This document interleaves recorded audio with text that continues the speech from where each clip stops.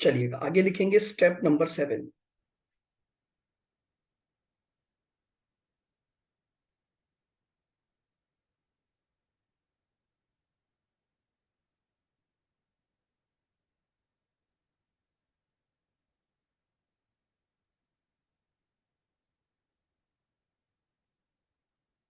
Calculate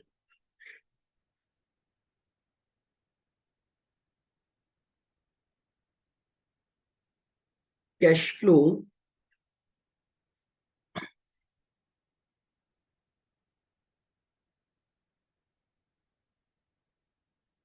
due to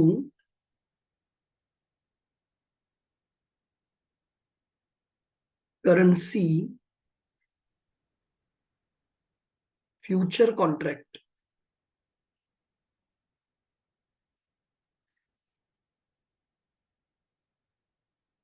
अब हम actual cash flow निकालेंगे करेंसी फ्यूचर कॉन्ट्रैक्ट का। ध्यान से सुनना। अब आज के दिन सबसे पहले तो 15 तारीख को मैंने जो माल क्या किया था, बेचा था, एक्सपोर्टर था मैं। तो मुझे सामने वाले पर्सन से डॉलर मिलेंगे और इन डॉलर को मैं स्पॉट मार्केट में बेचूंगा। ध्यान से सुनना, मैंने आपको ये बताया कि करेंसी फ्यूचर कॉन्ट्रैक्ट से करेंसियों का लेन देन नहीं हो सकता, वो केवल कैश में सेटल होगा। तो अब मुझे ये जो डॉलर रिसीव होंगे, इन डॉलर को तो मुझे क्या करना पड़ेगा, 15 तारीख को स्पॉट मार्केट में बेचना पड़ेगा। तो उससे मुझे क्या रेट पर रियलाइजेशन होगा, 50.78 पर। तो लिखो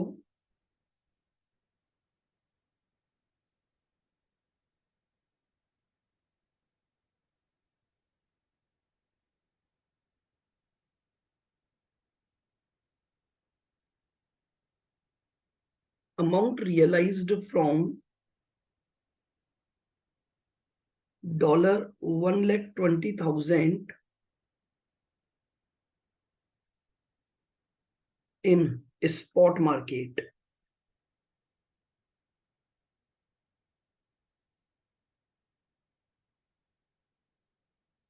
इनटू क्या रेट चल रही है, 50 पॉइंट कितनी थी, 50.78। तो 15 तारीख को 50.78 की रेट, ये मुझे कैश में रियलाइजेशन हो जाएगा। 1,20,000 इंटू 50.78, 60,93,600। अब यहां पर एक कैश सेटलमेंट में मुझे 8,400 का लॉस हुआ है।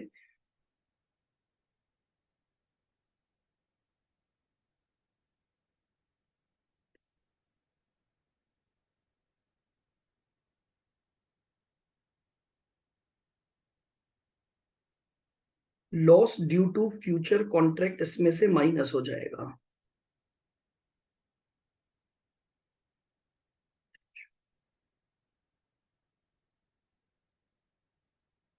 ये मेरे पास नेट कैश फ्लो आ गया, माइनस कर दो 8,400, 60,000, 60 लाख 85,200। ये लीजिए। यानी स्टेप 7 में हमने क्या निकाल लिया, हमें जो एक्चुअल कैश फ्लो हुआ अपने इस पूरे कॉन्ट्रैक्ट की वजह से, वो कैसे हुआ। तो ये आपके पास 7 स्टेप्स हैं करेंसी फ्यूचर की हेजिंग करने के लिए।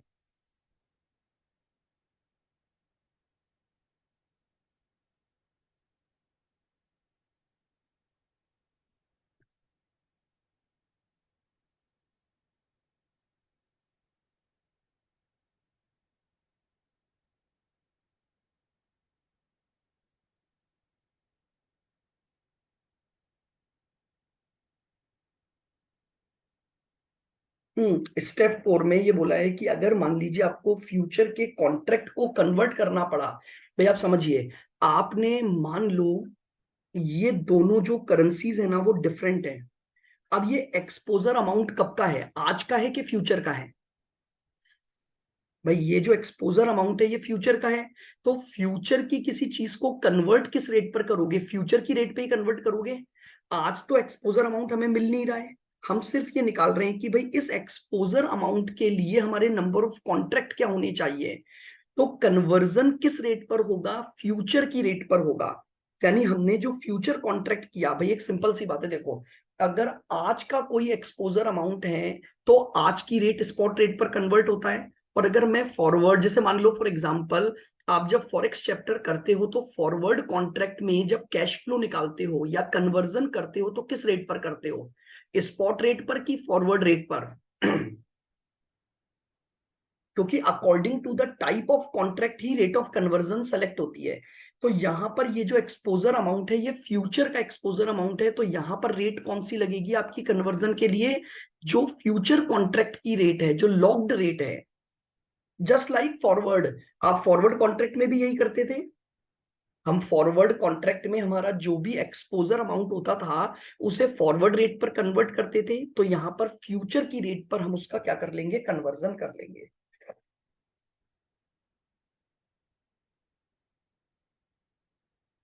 आइएगा, क्लास एग्जाम्पल 26 निकालेंगे। हम वापस से इस प्रोसेस को स्टेप बाय स्टेप करते हैं।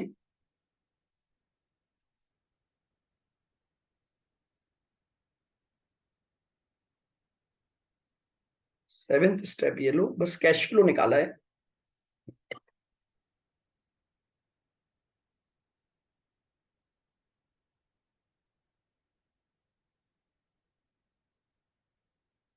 क्लास एग्जाम्पल 26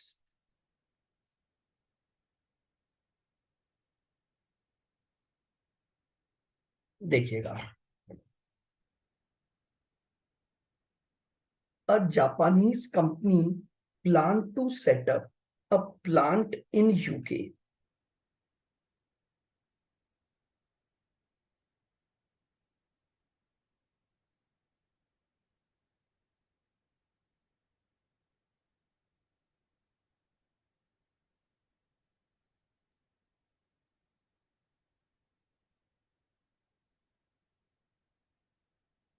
एक जापानी कंपनी है और वो यूके में प्लान सेट करना चाहती है, ये यूके है।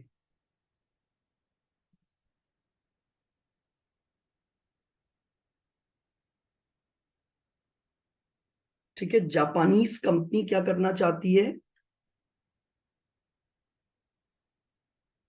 यहां एक प्लांट लगाना चाहती है, प्लांट सेट। और ये प्लांट यूएसए से खरीदा जाएगा। ये प्लांट जो आपके पास आएगा ये यूएसए से आएगा, यूएसए से यहां प्लांट भेजा जाएगा, इंपोर्ट। ठीक है, जिसकी कॉस्ट है $50 मिलियन, $50 मिलियन। यानी जापानीज कंपनी ने यूएसए में किसी कंपनी के साथ एक एग्रीमेंट किया कि भैया मुझे यूके में एक प्लांट लगाना है, तो वो प्लांट यूएस से इंपोर्ट हो जाएगा 50 मिलियन पर। ठीक है, Japanese company will settle the dollar liability on December 15। ये जो एग्रीमेंट सेटल होगा इसका पेमेंट आप करोगे, ड्यू डेट होगी 15 दिसंबर की। नाउ अब आपको करंट मार्केट कोट दी हुई है, स्पॉट रेट दी हुई है $/येन, यानी 1 येन बराबर कितने डॉलर। फिर आपको दिसंबर फ्यूचर, येन फ्यूचर दे रखा है 0.6441 की रेट पर। फिर आपको एक फॉरवर्ड कॉन्ट्रैक्ट की रेट भी दे रखी है। आपसे ये पूछा है कि आपको ये बताना है कि कंपनी अपनी करेंसी की रिस्क की हेजिंग कैसे कर सकती है।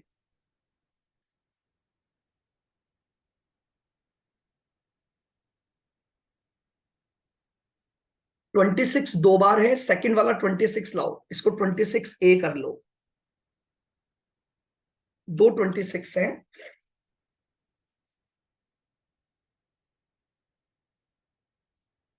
आइए, explain how the company hedge the currency risk.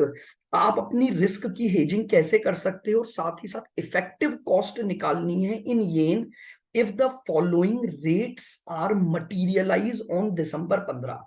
Spot rate दे रखी है, दिसंबर फ्यूचर की रेट दे रखी है, लॉट साइज दे रखा है येन में।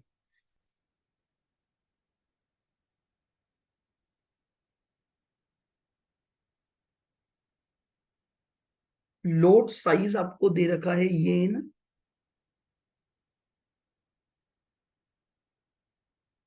तो चलिए अब हम करेंसी फ्यूचर की स्टेप्स लगाते हैं।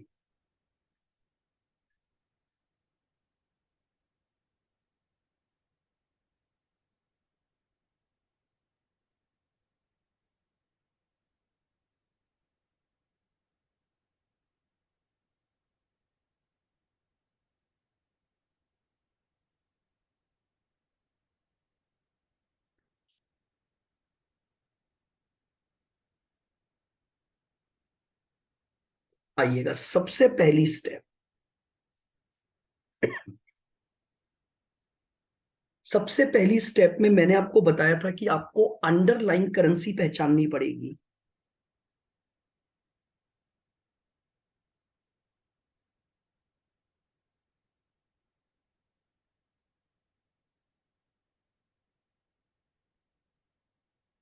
ठीक है, क्या रूल बताया था मैंने?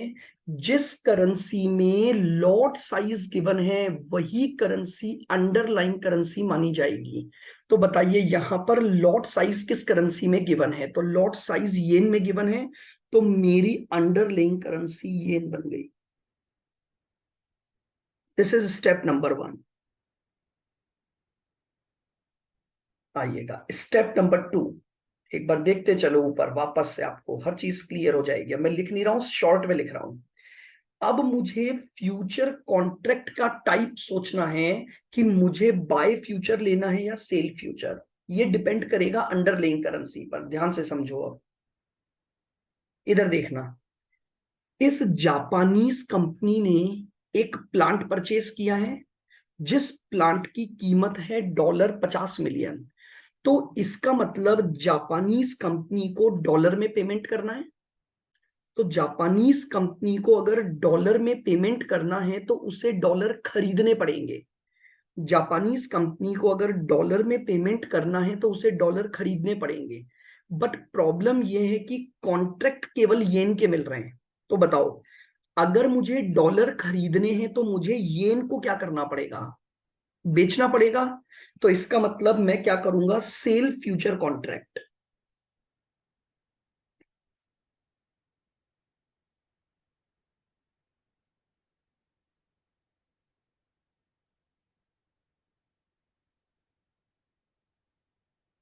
ऑफ येन। बताइए क्या दूसरी स्टेप बिल्कुल क्लियर है? वापस से देख लेना। पहले नॉर्मल ट्रांजैक्शन सोचो कि जापानीज कंपनी को डॉलर में पेमेंट करना है तो उसे डॉलर खरीदने पड़ेंगे। जापानीज कंपनी को डॉलर में पेमेंट करना है तो उसे डॉलर खरीदने पड़ेंगे। बट प्रॉब्लम यह है कि मार्केट में कॉन्ट्रैक्ट केवल येन का है। तो डॉलर खरीदने पड़ेंगे, तो इसका मतलब येन की टर्म्स में बोलूं तो येन को बेचना पड़ेगा। तो मैं इमीडिएटली येन का सेल फ्यूचर ले लूंगा।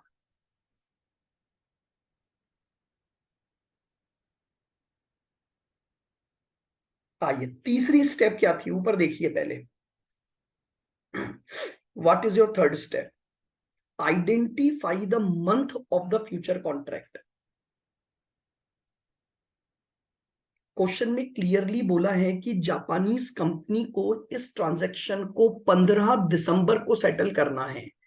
अब हम देखते हैं 15 दिसंबर के जस्ट नेक्स्ट कौन सा कॉन्ट्रैक्ट दिया हुआ है। तो हालांकि इस क्वेश्चन में तो एक ही फ्यूचर दे रखा है, दिसंबर येन फ्यूचर। तो मेरे पास डायरेक्टली स्टेप आ गई, मुझे दिसंबर येन फ्यूचर लेना पड़ेगा।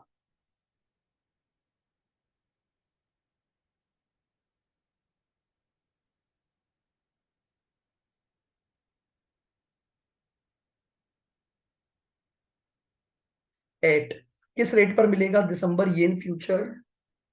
0.6 6441।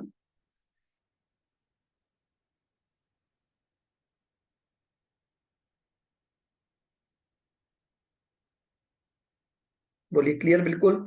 तीसरी स्टेप में मैंने ये डिसाइड कर लिया, पहली स्टेप में कौन सी करेंसी का कॉन्ट्रैक्ट मिलेगा, येन का मिलेगा।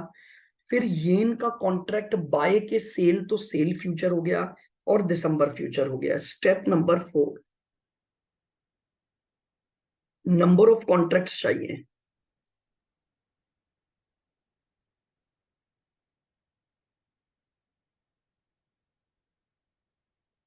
नंबर ऑफ कॉन्ट्रैक्ट स्टेप्स लगाओगे ना, 5-5 मिनट के क्वेश्चन होते हैं।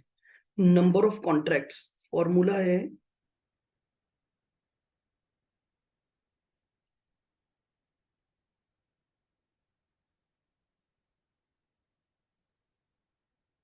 Exposure amount divided by lot size. यहां एक समस्या आ गई। आपका जो एक्सपोजर अमाउंट है वो तो $50 मिलियन है, और आपका जो लॉट साइज है वो येन है, तो दोनों अलग अलग हो गए। अगर ये दोनों अलग अलग हैं तो पहले मुझे इस डॉलर को येन में कन्वर्ट करना पड़ेगा।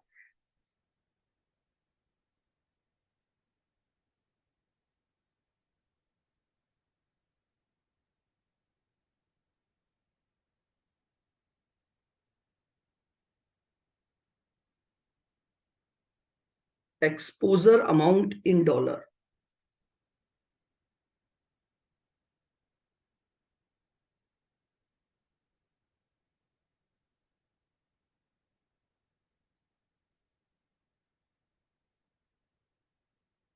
फ्यूचर कॉन्ट्रैक्ट रेट क्या दे रखी है? एक येन बराबर $0.6441 की रेट दे रखी है।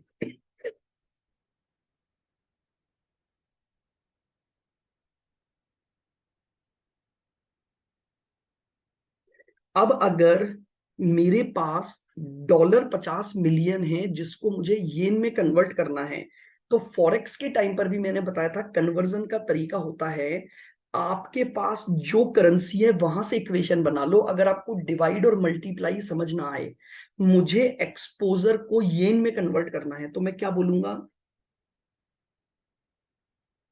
$0.6641 जो है वो 1 येन के बराबर है।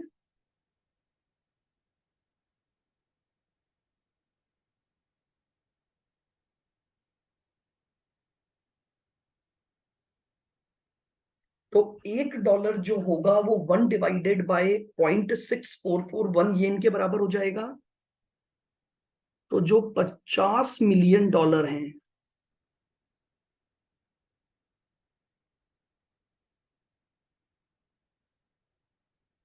तो ये लीजिए मेरे पास येन की क्वांटिटी आ जाएगी।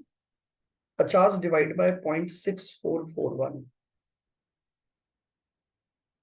77.6277 मिलियन।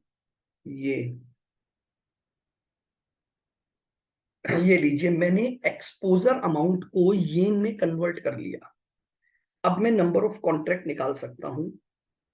मेरा एक्सपोजर है 77.6277 divide by 12.50। 77.6277 divide by 12.5, 6.21 contracts और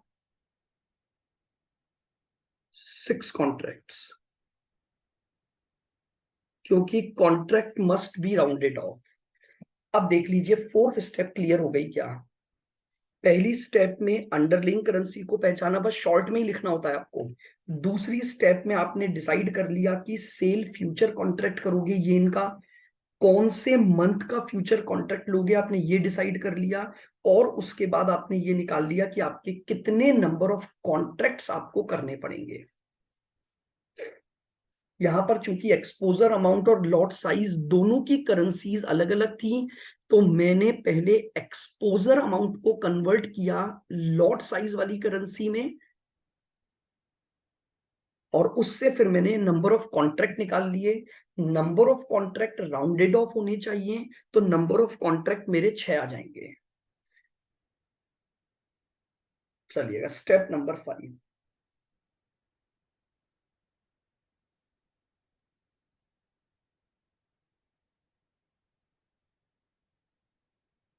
हेजिंग स्ट्रेटेजी लिखनी पड़ती है।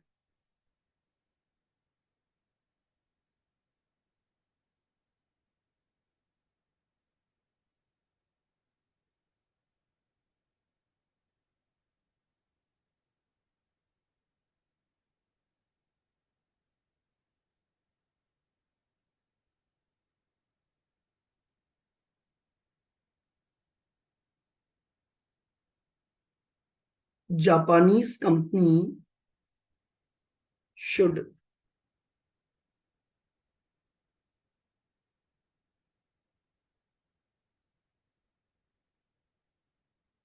एंटर इनटू 6 येन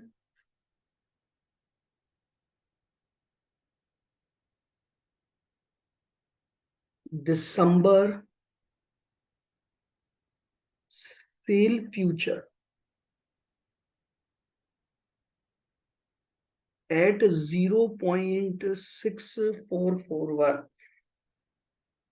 जापानीज कंपनी को 6 कॉन्ट्रैक्ट लेने हैं, येन का दिसंबर सेल फ्यूचर कॉन्ट्रैक्ट लेना है, और इस पर्टिकुलर रेट पर उसे लेना है। इसको लिखने का कोई एक फिक्स पैटर्न नहीं है, आप किसी भी तरह से अपनी ओन लैंग्वेज में लिख सकते हैं। बस बात सिर्फ इतनी सी है, जब आप हेजिंग स्ट्रेटेजी लिखेंगे तो ऊपर की चारों बातें, जो चारों स्टेप के पॉइंट हैं, वो उस स्ट्रेटेजी में रिफ्लेक्ट होनी चाहिए। तो इससे हमने क्या निकाल ली, अपनी हेजिंग स्ट्रेटेजी निकाल ली।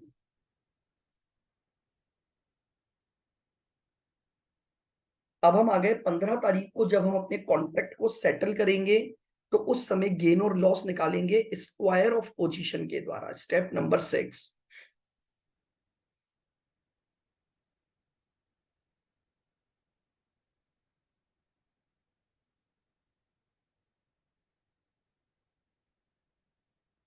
गेन और लॉस,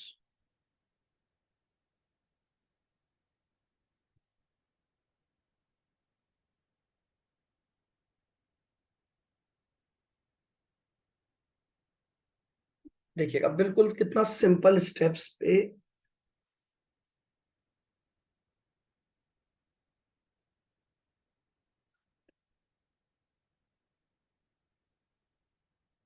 ये कॉन्ट्रैक्ट डेट थी, ये एक्सपायरी डेट यहां है,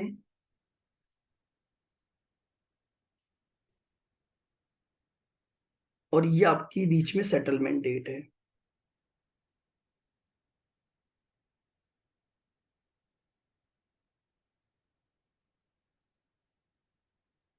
जो सेटलमेंट डेट है वो आपकी 15 दिसंबर है। ठीक है, बिल्कुल सिंपल सा कॉन्सेप्ट। कॉन्ट्रैक्ट डेट पर मैंने क्या किया था, सेल किया था येन फ्यूचर।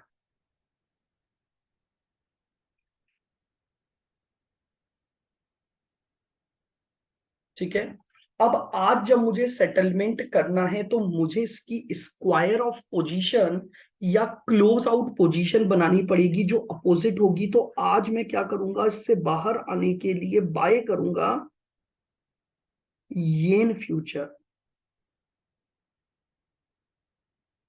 एट, बताइए आज 15 दिसंबर की डेट पर दिसंबर फ्यूचर कितने का अवेलेबल है। तो आपको दिया हुआ है आज दिसंबर फ्यूचर अवेलेबल है 0.6389 पर। ये मैंने क्लोज आउट कॉन्ट्रैक्ट कर लिया।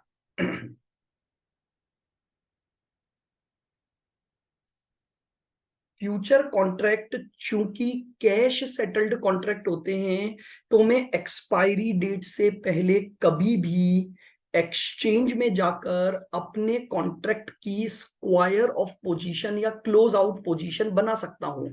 जैसे ही रेट का चेंज है, मैं कभी भी, मेरे पास ये ऑप्शन अवेलेबल होता है कि मैं उस दिन की रेट पर अपने ट्रांजेक्शन को सेटल कर लूं और डिफरेंस कैश में ले लूं। तो आइए, अब मेरे पास एक तो सेल फ्यूचर की रेट है, तो वो तो सेलिंग रेट हो गई, और एक मेरे पास बाइंग फ्यूचर की रेट है, तो वो बाय रेट हो गई। तो सेल रेट और बाय रेट के द्वारा मैं अपना प्रॉफिट और लॉस निकाल लूंगा। तो देखिएगा,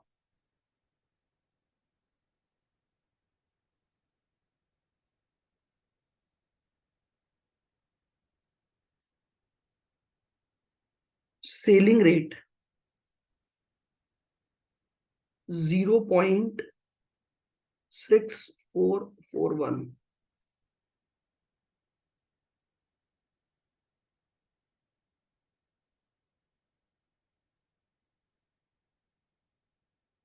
बाइंग रेट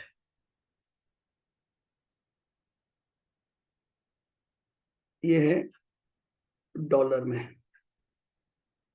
बताइए, सेलिंग रेट ज्यादा है कि बाइंग रेट ज्यादा है? सेलिंग रेट ज्यादा है तो गेन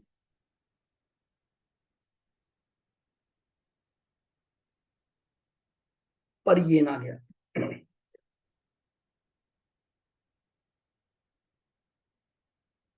0.6441 -0.6389।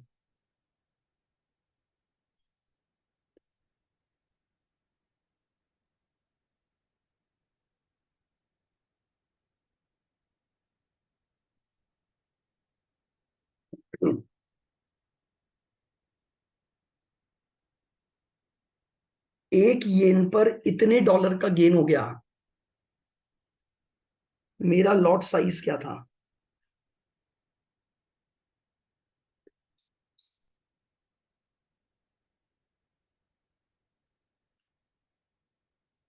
और इसके मैंने नंबर ऑफ कॉन्ट्रैक्ट्स कितने लिए थे?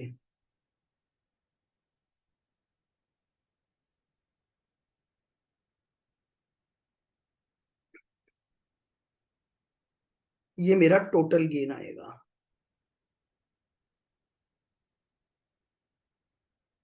टोटल गेन आ जाएगा 0.0052 इंटू 12.5 इंटू 6।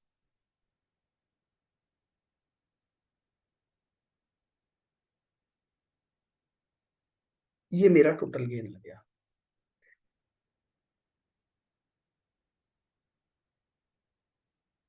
ये मेरा टोटल गेन आ गया। बताइए, क्लियर बिल्कुल? This is our step number 6। हमने फ्यूचर कॉन्ट्रैक्ट के द्वारा क्या निकाल लिया? गेन और लॉस। अब हम नेट कैश फ्लो निकाल लेते हैं।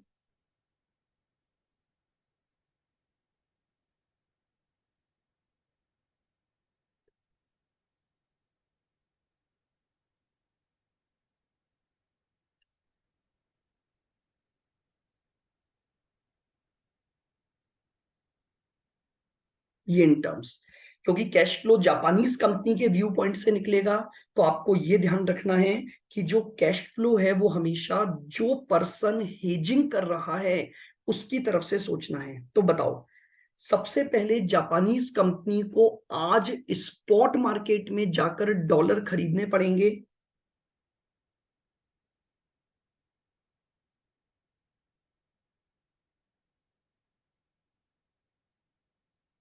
कैश पेमेंट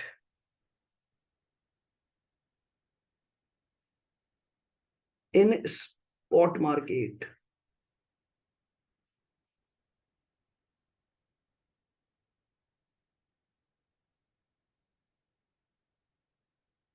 आज की स्पॉट रेट क्या चल रही है? 0.6400। तो मेरे पास से इतना येन चला जाएगा। 50 डिवाइडेड बाय 0.6400, 78.125। इतने येन जब मैं दूंगा तो इसके बदले में मेरे पास 50 मिलियन डॉलर आएंगे।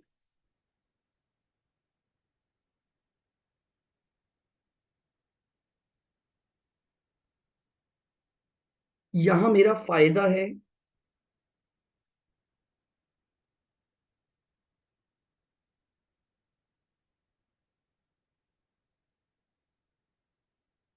Cash received due to futures. देखिएगा, इसको भी कन्वर्ट करना पड़ेगा क्योंकि ये भी डॉलर का गेन है आज की रेट पर। जो ये टोटल गेन आया है ये किस टर्म में आया है? डॉलर की टर्म्स में। द रीजन बीइंग, ये गेन जो पर येन आया था वो डॉलर की टर्म्स में था, तो टोटल गेन भी आपका डॉलर की टर्म्स में है। तो 0.39 डिवाइडेड बाय 0.6400, 0.609375 मैंने पूरा ले लिया। आइए, तो नेट पेमेंट आ जाएगा आपका।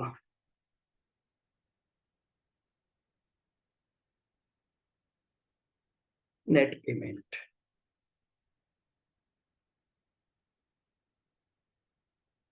77.5156 मिलियन, ये मेरा नेट पेमेंट आ गया। यानी मुझे 50 मिलियन डॉलर को पाने के लिए इतना मुझे क्या देना पड़ेगा? येन। तो उसने इफेक्टिव कॉस्ट इन येन पूछी है, तो यहां लिख दो हैंस।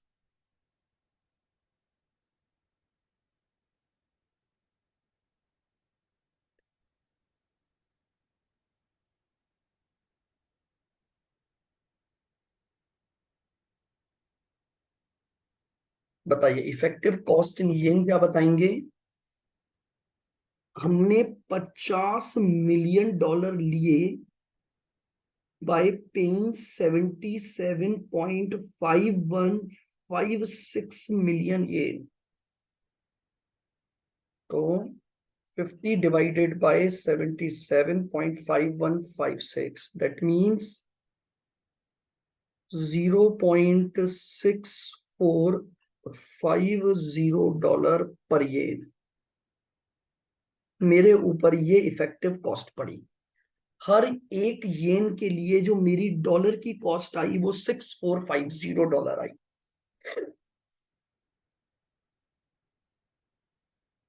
देख लीजिए, इस तरह से ये क्वेश्चन सॉल्व हुआ है आपका।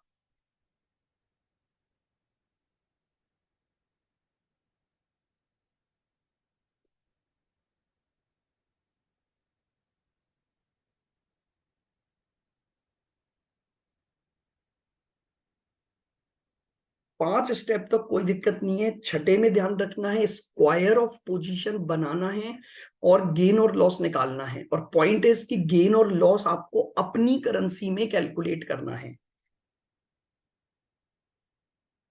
और उसके बाद नेट कैश फ्लो, तो आप ये देखो, ये एक पेमेंट था मेरा क्योंकि मेरे पास से येन जाएंगे, और एक मुझे कॉन्ट्रैक्ट की वजह से प्रॉफिट हो गया, तो प्रॉफिट का पैसा मेरे पास आएगा, तो मैंने उनको नेट करके नेट पेमेंट निकाल लिया और मेरी इफेक्टिव कॉस्ट आ गई कि इतनी इफेक्टिव कॉस्ट मेरी रहेगी।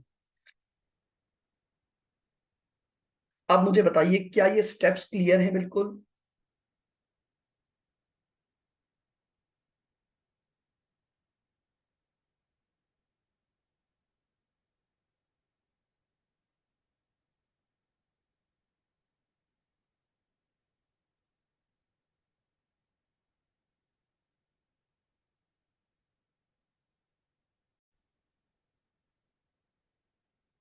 आइएगा, क्लास एग्जाम्पल 29 पे आइए।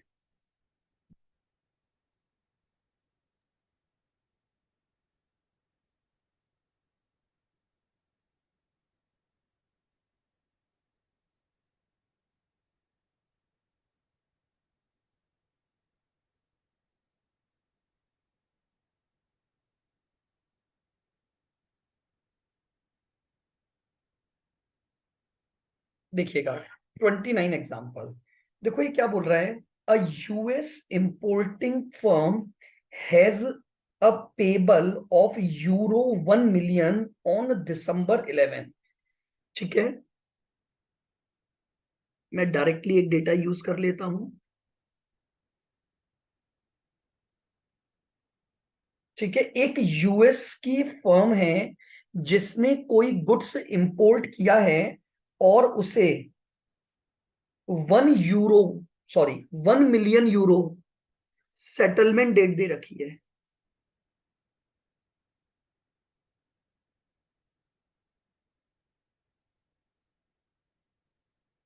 सेटलमेंट डेट दे रखी है 11 दिसंबर, जहां आपको 1 मिलियन का मतलब हो गया 10 लाख यूरो का सेटलमेंट करना है। ठीक है, today is September 8, date of contract.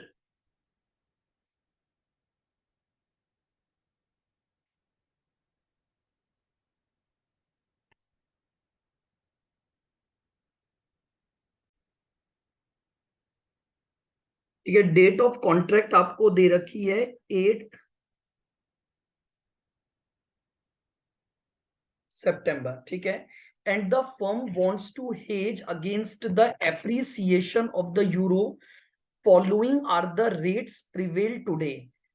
1 euro बराबर डॉलर की स्पॉट रेट दे रखी है, दिसंबर फ्यूचर दे रखा है। यानी इसका मतलब हमारे पास जो फ्यूचर अवेलेबल है वो केवल और केवल दिसंबर फ्यूचर अवेलेबल है। ठीक है, लॉट साइज क्या दिया हुआ है?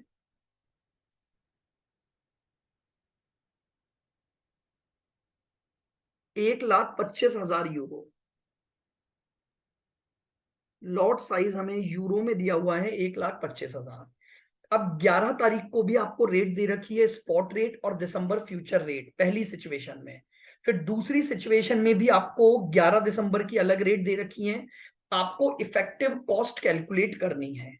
तो चलिएगा, तरीका वही है। सबसे पहले बताइए, क्या हम करते हैं underlying currency?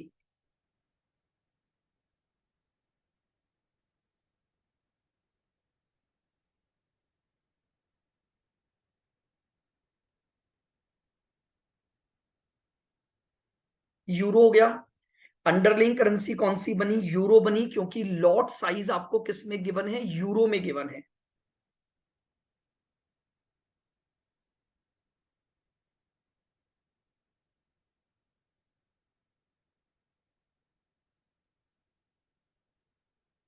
Type of contract देखिएगा ध्यान से, कौन सा कॉन्ट्रैक्ट लोगे? मुझे यूरो में पेमेंट करना है, तो यूरो में पेमेंट करने के लिए मुझे यूरो खरीदने पड़ेंगे, और मेरी अंडरलाइंग करेंसी भी यूरो है, तो मैं बाय फ्यूचर कॉन्ट्रैक्ट कर लूंगा।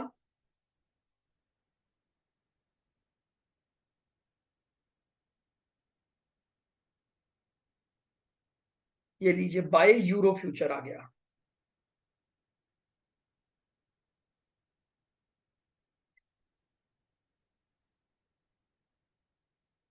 मंथ ऑफ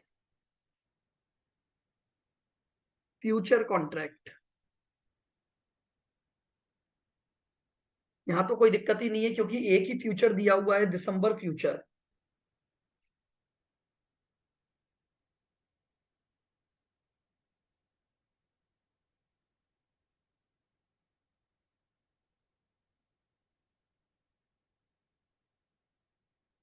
ये मुझे दिया हुआ है दिसंबर future contract.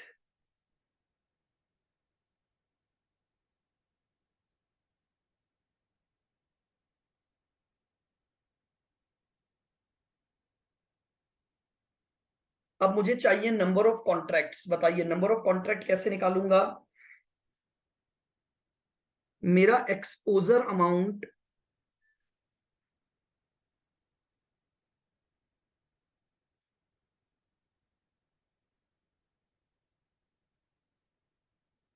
Divided by lot size.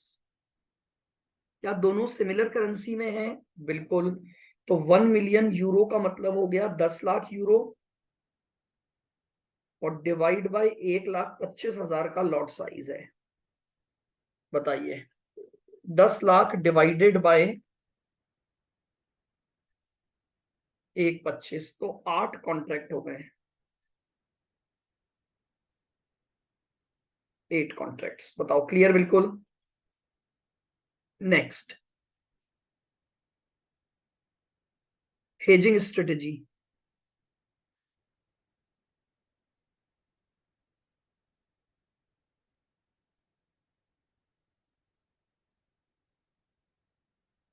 बताइए क्या हेजिंग स्ट्रेटेजी बनाएंगे।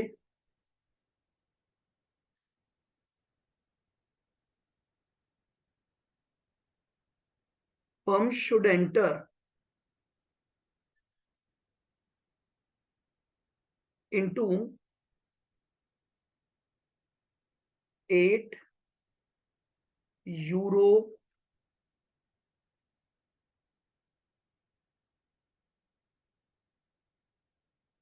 दिसंबर बाय फ्यूचर एट, किस रेट पर मिलेगा? 0.8967। बताइए 5 स्टेप में कोई दिक्कत? अंडरलिंग करेंसी हमने पहचान ली, टाइप ऑफ कॉन्ट्रैक्ट हमने पहचान लिया, मंथ ऑफ फ्यूचर कॉन्ट्रैक्ट हमने ले लिया, उसके बाद हमने नंबर ऑफ कॉन्ट्रैक्ट आइडेंटिफाई कर लिए, और उसके बाद हमने अपनी हेजिंग स्ट्रेटेजी को लिख दिया। स्टेप नंबर 6,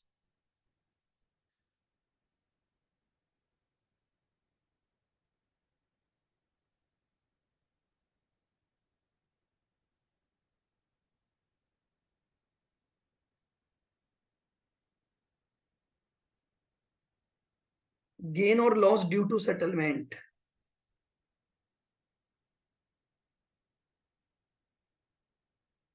छोटे से एक डायग्राम पर लिख देता हूं।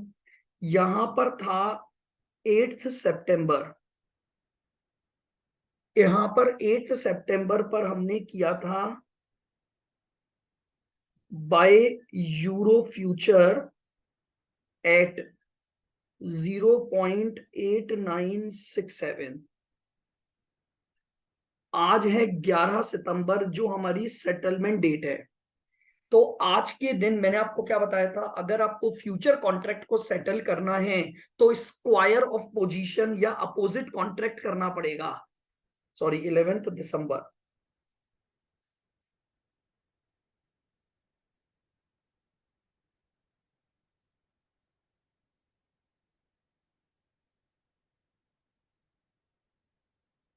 तो आज क्या करेंगे, स्क्वायर ऑफ पोजीशन के लिए सेल यूरो फ्यूचर एट, आज 11 तारीख को दिसंबर फ्यूचर की रेट क्या चल रही है? 0.8985। बताइए बाइंग रेट ज्यादा है कि सेलिंग रेट ज्यादा है? बाय कॉन्ट्रैक्ट की रेट ज्यादा है या सेल कॉन्ट्रैक्ट की? तो बाय की रेट तो है 0.8967 और सेल की रेट है 8985, तो सेलिंग रेट ज्यादा है तो हमें फायदा हो गया। तो गेन गेन और लॉस निकाल देंगे।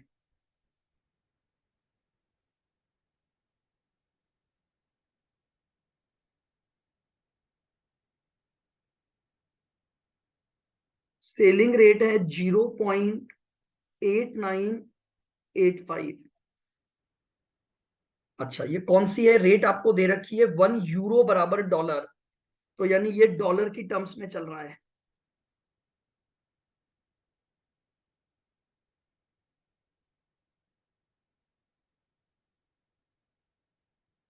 स्पॉट रेट सेटलमेंट में काम आएगी ना, जब करेंसी का सेटलमेंट करेंगे, फ्यूचर में काम नहीं आएगी स्पॉट रेट।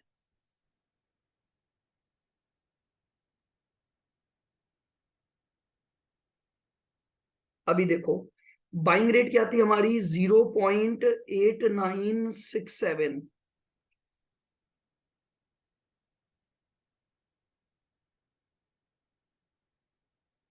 ये गेन पर यूरो आ गया, 0.8985 माइनस 0.8967, 0.0018।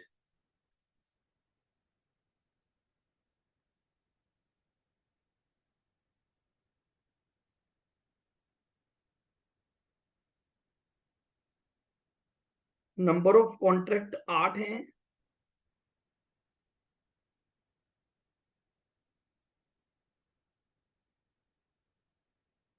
Lot size 125।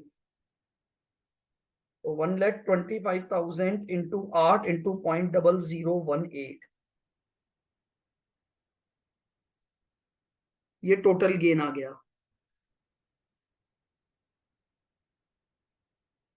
बताइए ये टोटल गेन किस फर्म किस उसमें आया, डॉलर की टर्म्स में आया, और जो फर्म है वो भी यूएस की है। तो यहां मेरे पास ऑटोमेटिकली जो गेन है वो यूएस की करेंसी में ही आया है। बोलिए गेन लॉस क्लियर है बिल्कुल। अब हम नेट कैश फ्लो निकाल लेंगे स्टेप नंबर 7 में।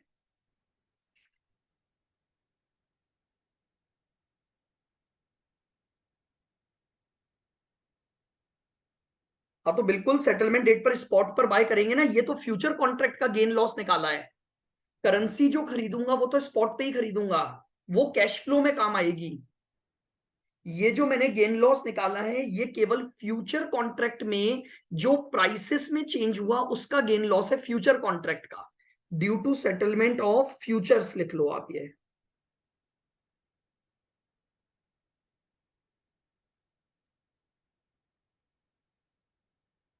अगर फ्यूचर कॉन्ट्रैक्ट सेटल होगा तो फ्यूचर की रेट से ही सेटल होगा। अब मुझे सबसे पहले यूरो खरीदने पड़ेंगे।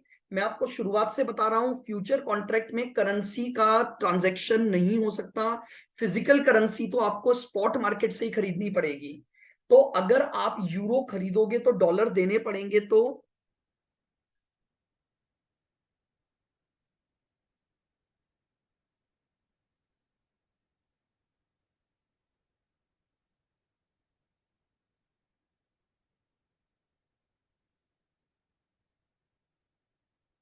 बताओ कैसे निकालोगे।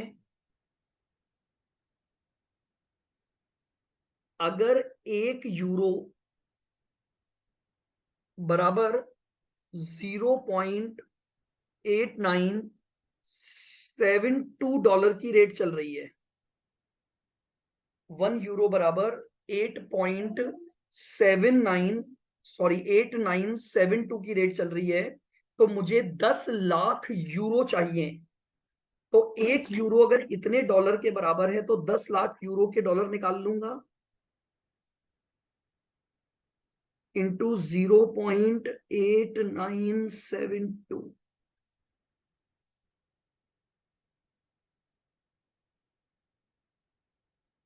897,200 इतने डॉलर मुझे देने पड़ेंगे। इसमें से माइनस कर दो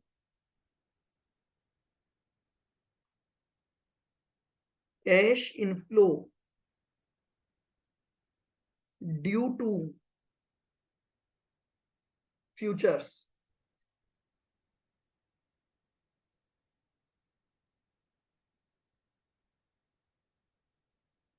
फ्यूचर कॉन्ट्रैक्ट की वजह से 1800 का गेन हो गया तो ये माइनस हो जाएगा।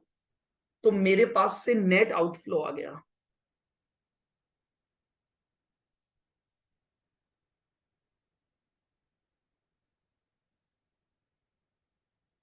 895,400। इसका मतलब क्या हुआ कि 10 लाख यूरो खरीदने के लिए मुझे इतने डॉलर देने पड़ रहे हैं। तो मेरे इफेक्टिव कॉस्ट निकाल लो।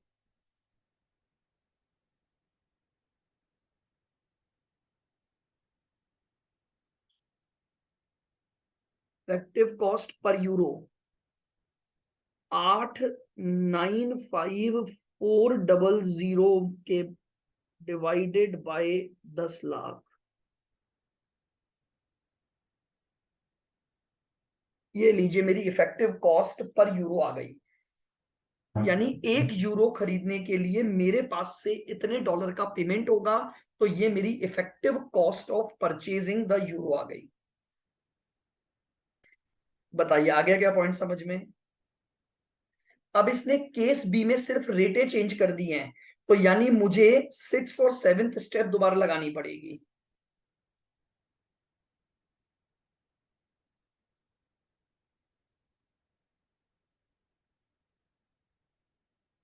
Case B,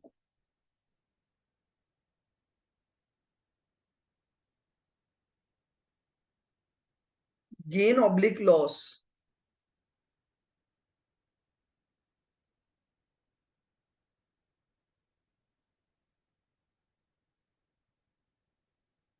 due to futures.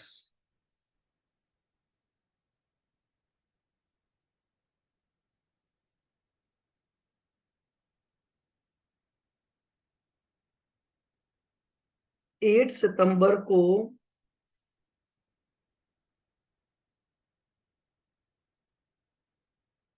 Bye euro future था आपका 0.8967 का। सेटलमेंट डेट है 11 दिसंबर।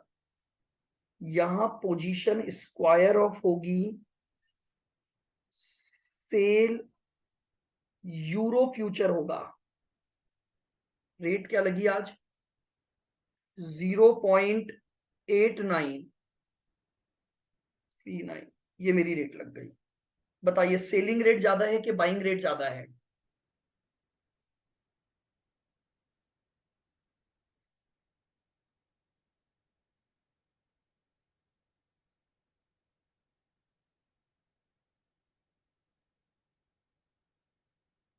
सेलिंग रेट आपको दी हुई है 0.8939।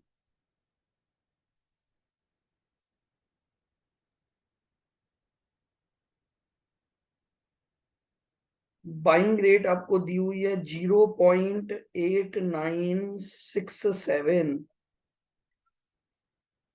बाइंग रेट ज्यादा है तो ये आ गया लॉस पर यूरो। हर एक यूरो पर मुझे इतना लॉस हो गया फ्यूचर कॉन्ट्रैक्ट में in terms of dollar.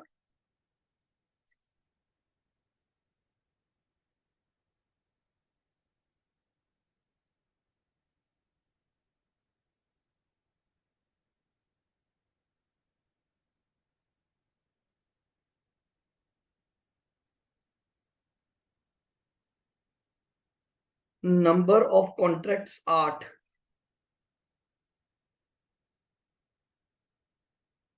Lot size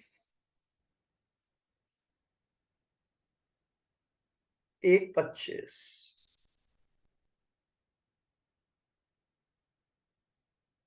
total loss 0.0028 into 8 into 1.25। $2800 का लॉस हो गया। अब नेट कैश फ्लो निकालकर इफेक्टिव कॉस्ट निकाल लेंगे।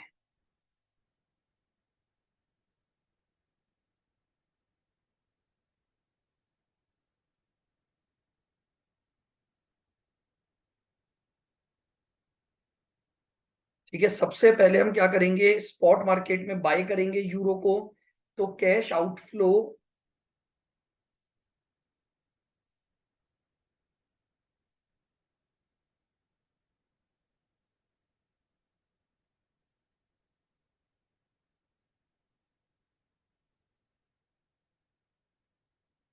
और बाइंग यूरो।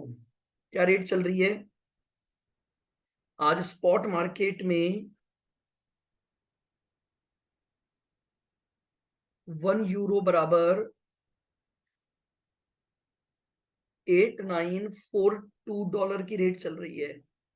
यानी अगर 1 यूरो मुझे खरीदना है तो मुझे इतने डॉलर देने पड़ेंगे। तो मुझे तो 10 लाख यूरो खरीदने हैं। तो 10 लाख यूरो इंटू 0.8942,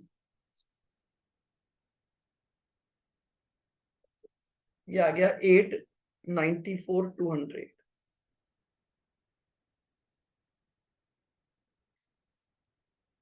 और लॉस हुआ है तो इसकी वजह से भी आउटफ्लो होगा।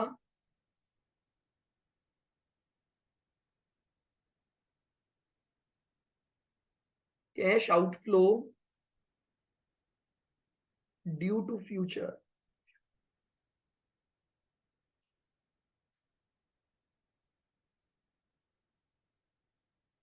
Due to future contract 2800।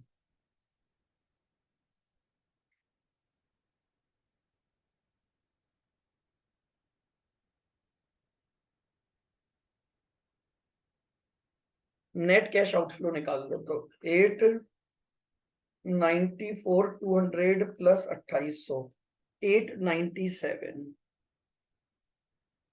Total इतने डॉलर देने पड़े तब जाके मेरे पास 10 लाख यूरो आएंगे। तो effective cost per euro,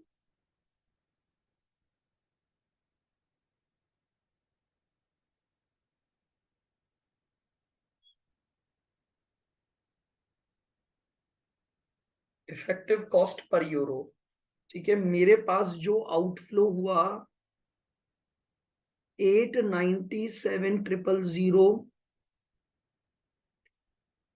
divided by 10।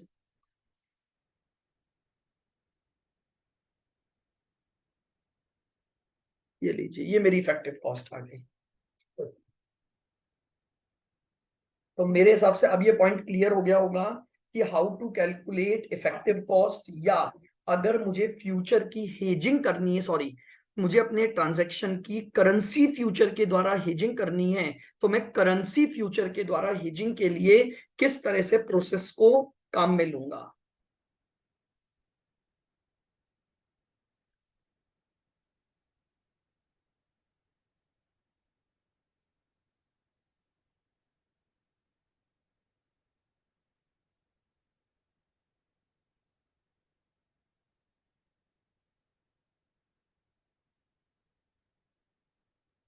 बताइए, क्लियर है यहां तक का point?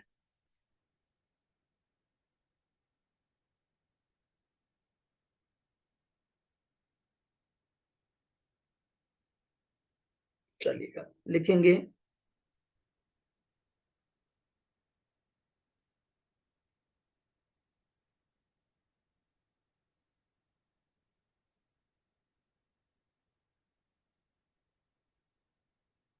How to calculate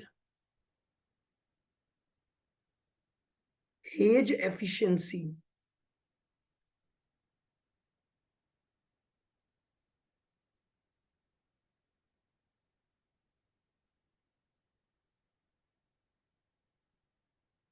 how to calculate hedge efficiency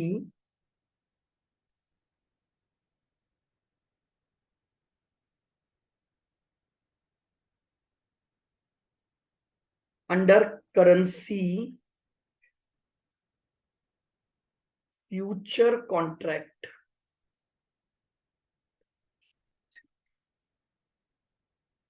आइएगा, अब एक नई टर्म हमारे सामने आ गई, हेज एफिशिएंसी क्या होती है, इसको हाईलाइट कर लेंगे।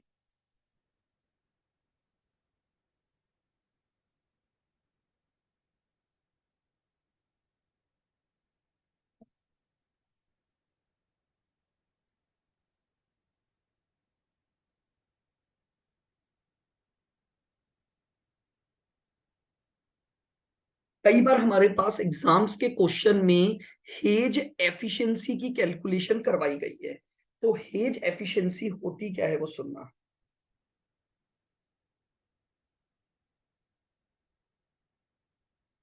Hedge efficiency means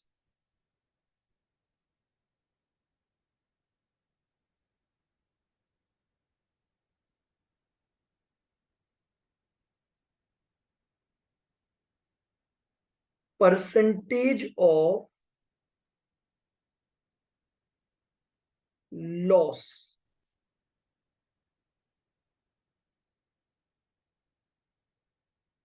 covered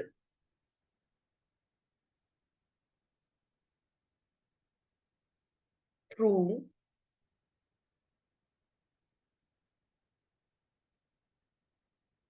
currency future contracts.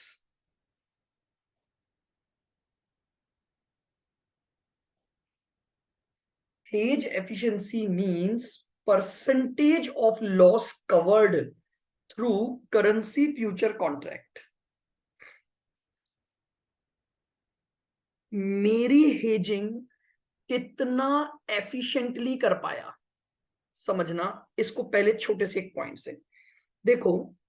मेरे पास हेजिंग करना और न करना दो ऑल्टरनेटिव होते हैं। मैं चाहूं तो हेजिंग करूं, चाहूं तो हेजिंग ना करूं।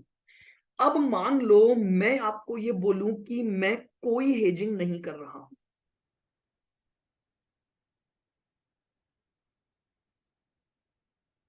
बिल्कुल ध्यान से समझना। अगर मैं कोई हेजिंग नहीं करता हूं तो क्या हुआ, टी इक्वल्स टू जीरो पर, यानी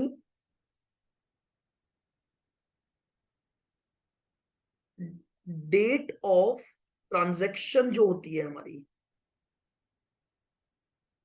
और टी इक्वल्स टू वन पर, यानी डेट ऑफ सेटलमेंट, यानी date of settlement.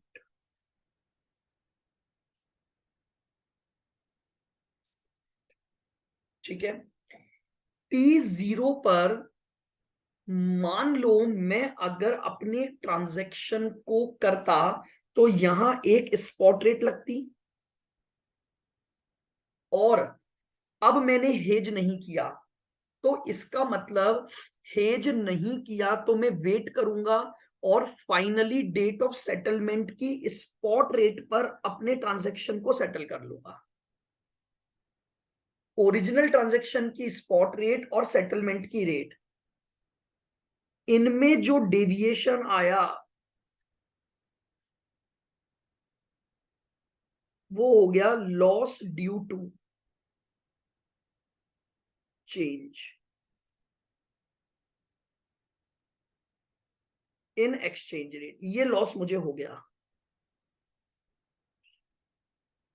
Loss due to change in exchange rate. लेकिन अब ये लॉस तो हो रहा था, मुझे तय था क्योंकि रेट लगातार चेंज हो रही थी, लेकिन मैंने हेजिंग कर ली। लेकिन मैंने हेजिंग कर ली, हेजिंग की तो टी इक्वल्स टू जीरो पर मान लो मैंने बाइंग की पोजीशन बनाई हुई है, मैंने बाय फ्यूचर किया। टी इक्वल्स टू वन पर इसको क्लोज आउट करूंगा, तो क्लोज आउट करने की वजह से मुझे सेल फ्यूचर हो गया।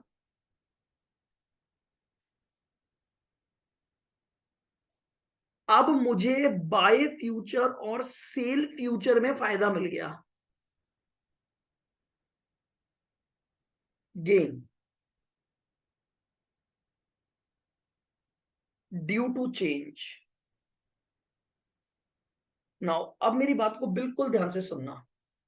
हेज एफिशिएंसी बताता है मेरा कितना लॉस मैं कवर कर पाया करेंसी फ्यूचर हेजिंग के द्वारा।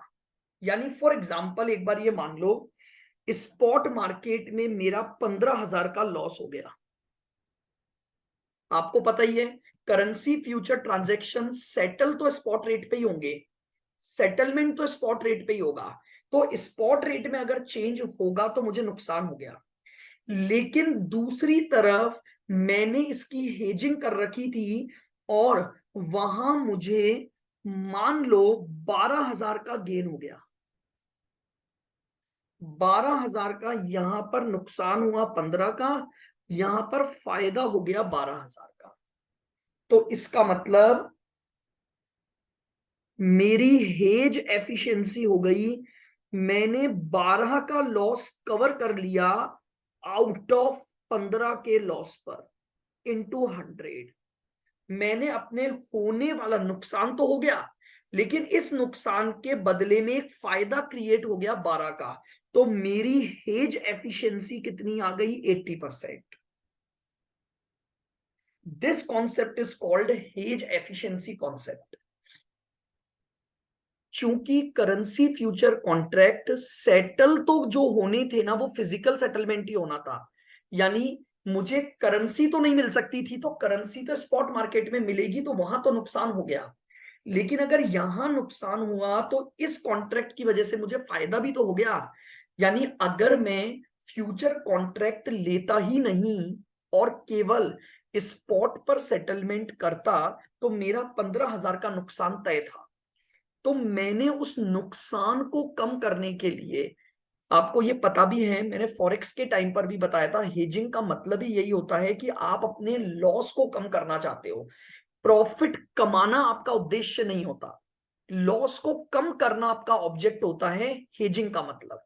तो इसका मतलब ये हो गया, 15,000 का नुकसान हो जाता अगर मैं करेंसी फ्यूचर का कॉन्ट्रैक्ट न करता तो। लेकिन करेंसी फ्यूचर का कॉन्ट्रैक्ट करने की वजह से मेरा जो नुकसान है वो कम हो गया। अब मेरा नुकसान 3,000 ही रह गया। तो इसका मतलब मैं ये बोलूं कि मैंने अपने लॉस के 80% हिस्से को क्या कर लिया, कवर कर लिया। तो इसी परसेंटेज कैलकुलेशन को हम बोलते हैं हेज एफिशिएंसी कैलकुलेशन।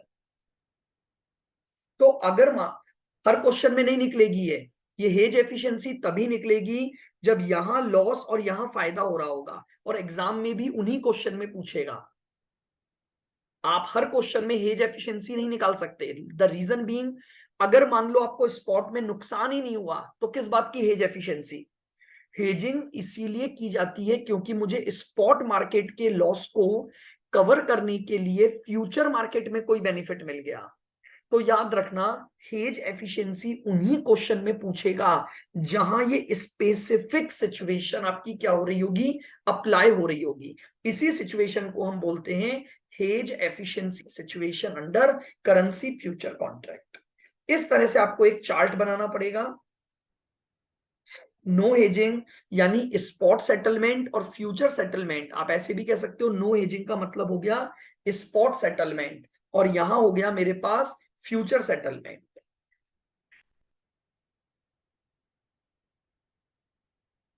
इन दोनों के हिसाब से हम इसको कवर कर लेंगे।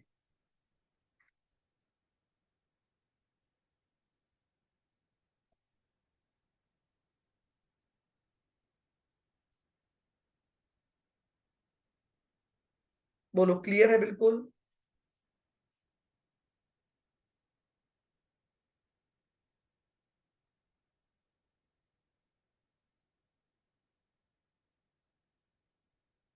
आइए एक छोटा सा कॉन्सेप्ट पॉइंट और।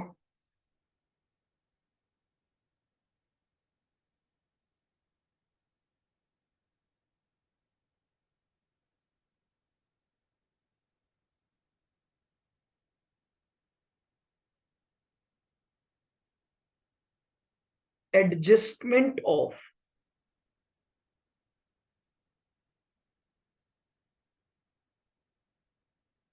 मार्जिन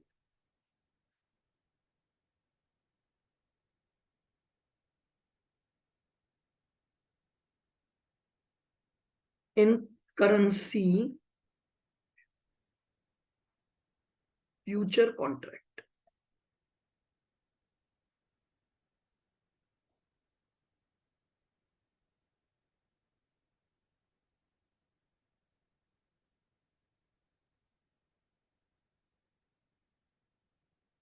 आइएगा एक बार इस पॉइंट को भी समझना।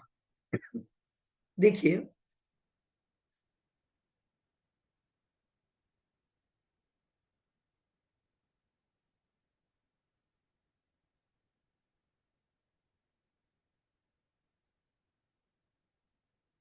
देखिए, ये आपका था डेट ऑफ फ्यूचर कॉन्ट्रैक्ट,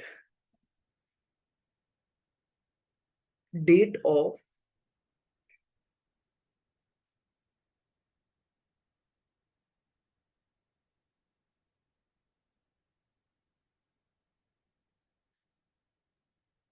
ठीक है, और यहां आपके पास है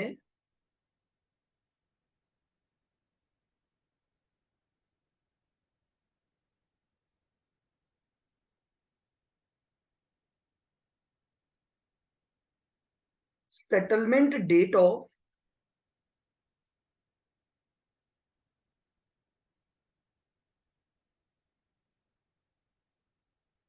फ्यूचर कॉन्ट्रैक्ट।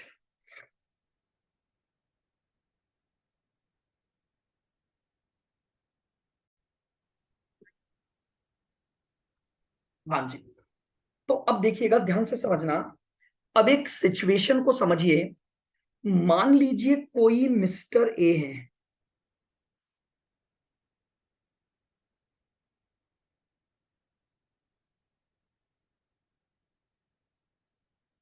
मिस्टर ए, ठीक है। ये क्या करना चाहते हैं, करेंसी फ्यूचर कॉन्ट्रैक्ट में एंटर करना चाहते हैं। तो अब बहुत ध्यान से सुनना, अगर ये करेंसी फ्यूचर कॉन्ट्रैक्ट में एंटर करना चाहते हैं तो फ्यूचर कॉन्ट्रैक्ट की एक रिक्वायरमेंट होती है कि मिस्टर ए को कुछ इनिशियल मार्जिन डिपॉजिट करवाना पड़ेगा। अभी आपने जितने भी क्वेश्चन किए वहां पर मार्जिन का कॉन्सेप्ट मैंने डिस्कस नहीं किया था, ठीक है। तो मिस्टर ए ने क्या किया होगा, एक इनिशियल मार्जिन जमा कराया होगा। इनिशियल मार्जिन, ठीक है, बात आ रही है समझ में। इन्होंने क्या किया था, गुड्स एक्सपोर्ट किया था। कुछ भी किया हो, चाहे एक्सपोर्ट हो चाहे इंपोर्ट हो। अगर मिस्टर ए फ्यूचर कॉन्ट्रैक्ट में एंटर करना चाहते हैं तो according to the requirement of the exchange आपको फ्यूचर कॉन्ट्रैक्ट करने से पहले इनिशियल मार्जिन डिपॉजिट करवाना पड़ेगा। तो मान लीजिए आपने क्या किया, इनिशियल मार्जिन डिपॉजिट करवा दिया, ठीक है। अब सुनना ध्यान से, अब आपका फ्यूचर कॉन्ट्रैक्ट या सेटल हो गया। तो अगर आपका फ्यूचर कॉन्ट्रैक्ट सेटल हो गया तो अब आप फ्यूचर मार्केट से बाहर आ रहे हो, आपने क्लोज आउट किया, यहां पर आपने क्लोज आउट पोजीशन बना दी।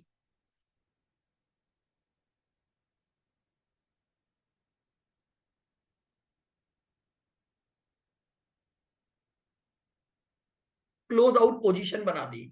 इसका मतलब अब आप फ्यूचर कॉन्ट्रैक्ट से बाहर आ गए।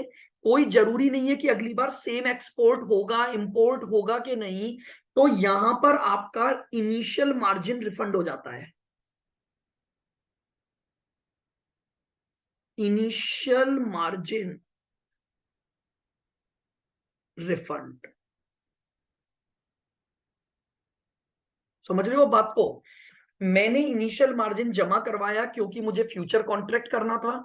जैसे ही मैंने अपने फ्यूचर कॉन्ट्रैक्ट की क्लोज आउट पोजीशन या स्क्वायर ऑफ पोजीशन बनाई तो मेरा जो इनिशियल मार्जिन है वो रिफंड हो जाएगा। तो मुझे ये बताओ, जो अमाउंट मुझे पता है कि फ्यूचर में रिफंडेबल है, क्या वो मेरी कॉस्ट को बढ़ाएगा या नहीं बढ़ाएगा।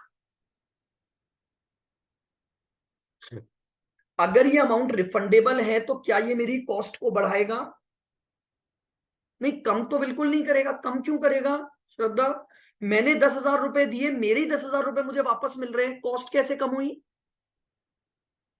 शुरुआत में मैंने एक्सचेंज को 10,000 रुपए डिपॉजिट करवाए, 3 महीने का ये पीरियड है और 3 महीने बाद मुझे ये 10,000 रुपए वापस मिल गए। तो क्या ये 10,000 रुपए मेरी कॉस्ट है क्या, कोई कॉस्ट नहीं है ये। लेकिन यहां एक एस्पेक्ट आ गया, इनिशियल मार्जिन मेरा 3 महीने तक ब्लॉक रहा। अगर मैं ये फ्यूचर कॉन्ट्रैक्ट ही नहीं करता तो मुझे, अगर यानी मैं करेंसी फ्यूचर में न जाता तो क्या मुझे मार्जिन जमा करवाने पड़ते, नहीं करवाने पड़ते। मार्जिन नो डाउट रिफंड तो मिल जाएगा, लेकिन 3 महीने बाद रिफंड मिला तो यहां मुझे एक इंटरेस्ट कॉस्ट इनकर्ड करनी पड़ी, अपॉर्चुनिटी कॉस्ट। जो इनिशियल मार्जिन फ्यूचर कॉन्ट्रैक्ट की वजह से ब्लॉक हो गया उस पर 3 महीने के इंटरेस्ट का नुकसान हो गया। तो हमेशा ध्यान रखना, अगर किसी भी करेंसी फ्यूचर के कॉन्ट्रैक्ट में इनिशियल मार्जिन का एडजस्टमेंट आ जाए तो इनिशियल मार्जिन आपकी कॉस्ट नहीं है, उसे आप कैलकुलेशन में काम में नहीं लोगे। लेकिन इनिशियल मार्जिन के अमाउंट पर पीरियड का इंटरेस्ट कॉस्ट निकलेगी और वो आपकी कॉस्ट का पार्ट बनेगी। बोलो आई क्या मेरी बात समझ में। क्योंकि अगर मैं फ्यूचर कॉन्ट्रैक्ट न करता तो ये मेरा इनिशियल मार्जिन बचता और इस पैसे को कहीं और इन्वेस्ट करके मैं इंटरेस्ट कमा सकता था। 3 महीने के लिए मेरा पैसा ब्लॉक हो गया, 3 महीने बाद वापस मिल जाएगा। तो मान लो मैंने 10,000 का मार्जिन डिपॉजिट करवाया 3 महीने के लिए, तो वो 10,000 रुपए तो मुझे 3 महीने बाद वापस मिल जाएंगे। तो वो तो मेरी कॉस्ट नहीं है। लेकिन उस 10,000 पर मेरा जो इंटरेस्ट का नुकसान हुआ वो मेरी कॉस्ट का पार्ट है, तो मुझे उसे भी कैश फ्लो निकालते समय कंसीडर करना पड़ेगा। तो इसमें लिख लो।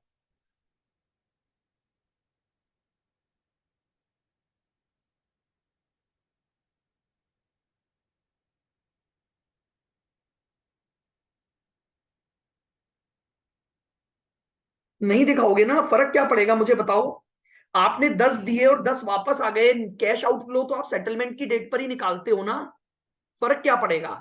आपने रुपए ही जमा करवाए या डॉलर ही जमा करवाए, डॉलर ही मिल गए, ना कोई एक्सचेंज रेट लगी,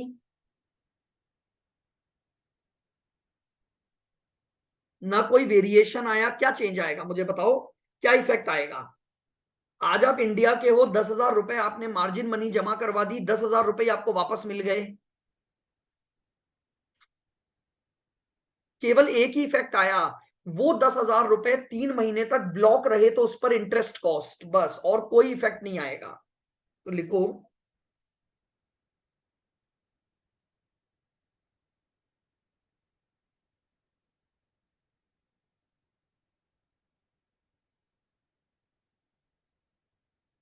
initial margin deposited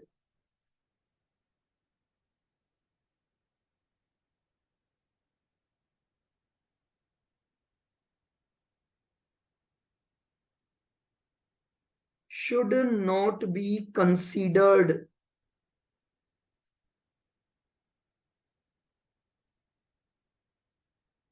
Initial margin deposited should not be considered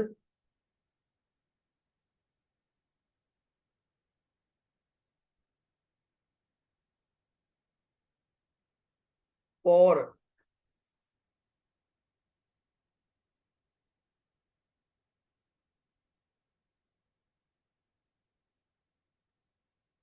नहीं यहां पर नहीं होगा। आप समझो, ये स्टॉक फ्यूचर नहीं है। यहां में कोई, यहां पर तो मैंने करेंसी फ्यूचर के ट्रांजैक्शन किए हैं। मेरे ऊपर एक रिसीवेबल या पेबल था, हेजिंग की बात कर रहा हूं मैं। मैंने हेज करने के लिए एक कॉन्ट्रैक्ट किया, जिस कॉन्ट्रैक्ट को मैं खुद ही काट दूंगा, रिवर्स कर दूंगा। ये मेरा एक्चुअल ट्रांजैक्शन है रिसीवेबल और पेबल का। वो जो आपने मार्जिन अकाउंट सीखा था, वो यहां पर उससे लेन देन, वो टॉपिक कल अलग था। वो स्टॉक फ्यूचर था आपका। शेयर्स की बात की थी वहां मैंने, करेंसीज की बातें नहीं की थी। करेंसी फ्यूचर के कॉन्ट्रैक्ट में जो मार्जिन का ट्रीटमेंट होता है, वो एज इट इज चलेगा आपका। नहीं, मार्जिन तो यहां भी दूंगा, लेकिन यहां ये margin as it is refund हो जाएगा जैसे ही मैं सेटल करूंगा। द रीजन बीइंग, मैंने पूरा गेन लॉस हाथों हाथ दे दिया ना कैश में। आप समझो, वहां क्या होता था, डेली बेसिस पर सेटल करते थे कैश में। यहां तो मैंने ऑलरेडी सेटल कर दिया ना मेरी दोनों रेटों का डिफरेंस। तो भैया अब मेरा पैसा कैसे काट सकते हो आप। एक ही जगह से तो काटोगे ना मेरा पैसा। समझो बात को, आपने 10,000 रुपए जमा करवाए, वो इसीलिए तो करवाते हो कि अगर फ्लक्चुएशन हुआ तो वो एडजस्ट हो जाएगा। मैंने उस फ्लक्चुएशन को क्लोज आउट पोजीशन पर पूरा एडजस्ट कर दिया कि नहीं किया, आप देखो। ये देखो, आप यहां समझो, 8 तारीख से लेकर 11 तारीख के तक का जो भी गेन लॉस हुआ, इन्हीं से तो मार्जिन अकाउंट बनता था। तो मैंने ये पूरा पैसा जब कैश में सेटल कर दिया, तो भैया मेरा इनिशियल मार्जिन तो एज इट इज रिफंड करोगे ना मुझे। हम एडजस्ट क्यों करते थे वो समझो। हम इस रेट से अगली रेट पर पहुंचते, अगली से अगली, अगली से अगली, अगली से अगली, ऐसे ही करते थे। यहां मैं आपको क्या बोल रहा हूं, इस पूरे गैप को आपने यहां पर कैश में दे दिया। तो जब आपने पूरा पैसा कैश में दे दिया, हाँ मैं वही चीज बोल रहा हूं, जब आपने पूरा पैसा कैश में दे दिया, तो भैया इनिशियल मार्जिन तो एक डिपॉजिट मनी थी, वो आपको वापस से रिफंड मिल जाएगी। उस पर केवल मेरा इंटरेस्ट का नुकसान हुआ बस। तो लिखो, initial margin deposited should not be considered for decision making purpose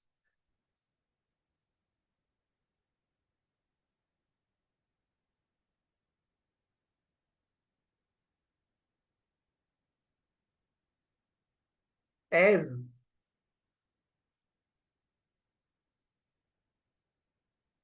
it is refundable.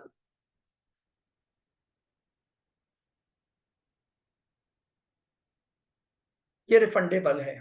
बस रूल क्या ध्यान रखना है,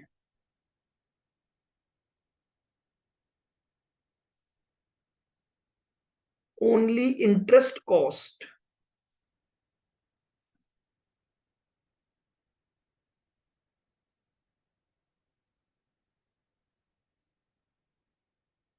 for the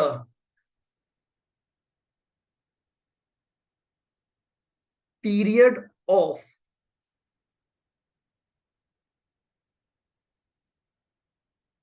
future contract,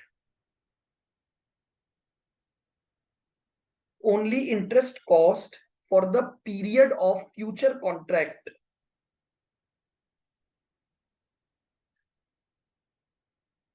is to be considered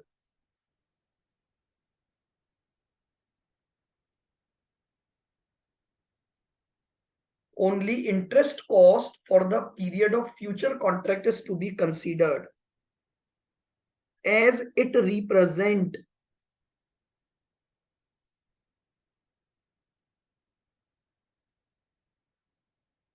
as it represent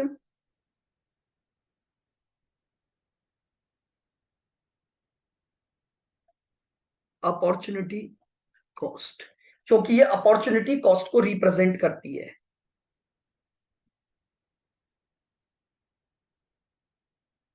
interest cost बराबर total initial margin into rate upon 100 into period by 12। इस आधार पर मैं क्या निकाल लूंगा, मेरी इंटरेस्ट कॉस्ट कैलकुलेट कर लूंगा, और वो इंटरेस्ट कॉस्ट कंसीडर होगी करेंसी फ्यूचर के कॉन्ट्रैक्ट में। क्लियर बिल्कुल।